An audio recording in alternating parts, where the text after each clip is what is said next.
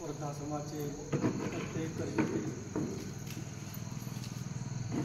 पालक ज्याला आपण असे आदरणीय राहुल भट सर यांचं कौतुक करावं तेवढं थोडं आहे.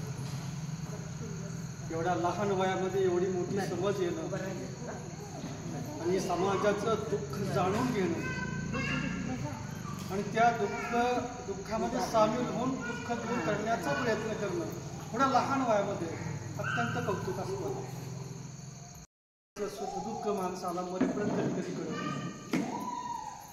पण आता अल्प वयामध्ये या सरांनी हे सगळं आत्मसात केलं आणि खरा आनंद कशात आहे त्यांनी शोधला. आत्ता सांगितलं लक्षात घ्या की आम्ही खूप आता 30 वर्ष झालं आमच्या लग्नाला.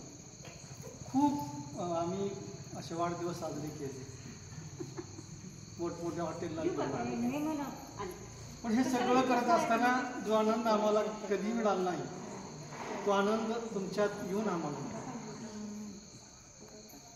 आयुष्य म्हणजे सुख आणि दुःखाची एक गाठ आहे.